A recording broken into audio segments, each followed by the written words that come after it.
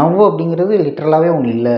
ஓ now வேறு, ஏன் now வேறு, நம்ம ஒவ்வொருத்தரோட நவ்வுலாம் வந்து வேறு வேறு அப்படிங்கிறத ஒரு ஒரு கான்செப்ட் வந்து நம்ம ரிலேட்டிவிட்டியில் இருக்குது.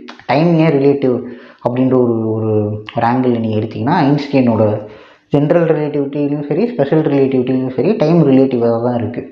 ஸோ நம்ம எந்த ஸ்பீடில் போகிறோம், நம்ம எந்த மாதிரியான ஒரு கிராவிடேஷனல் ஃபீல்டில் இருக்குன்றதை பொறுத்து நமக்கு டைம் டிக் ஆகிற ஸ்பீடு வந்து கூடும் குறையும்.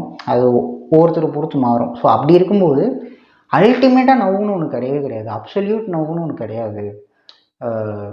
ஸோ நவ்வுங்கிறதுமே ரிலேட்டிவ் தான் அப்படின்ற ஒரு ஆங்கிள் வந்து அது ரியலாகவே ஐன்ஸ்டைன் ப்ரூவன் ஃபேக்ட் தான். இது வந்து மேத்தமெட்டிக்கல் ஃபிக்ஷன் கிடையாது. ப்ரூவன் தியரி தான் அது. இந்த தியரி வந்து நிறைய எக்ஸ்பெரிமெண்ட்ஸில் ப்ரூவ் பண்ணியிருக்காங்க. ஸோ அந்த ஒரு ஆங்கிள் இந்த சீரீஸ் வந்து கையில் எடுத்துக்குது. அதில் ரொம்ப ஒரு ஒரு இன்ட்ரெஸ்டிங்கான ஒரு தாட் என்னென்னா, எல்லாருமே வந்து அவங்கவுங்க நவ்வில் இப்போவும் வாழ்ந்துட்டு தான் இருக்காங்க.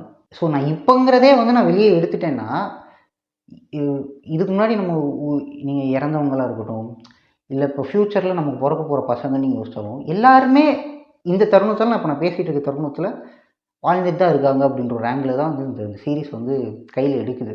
ஸோ அது ரொம்ப டிஸ்டர்பிங்கான thought, at the same time ஒரு ஒரு மாதிரி சாட்டிஸ்ஃபைங்கான தாட்டு தானே.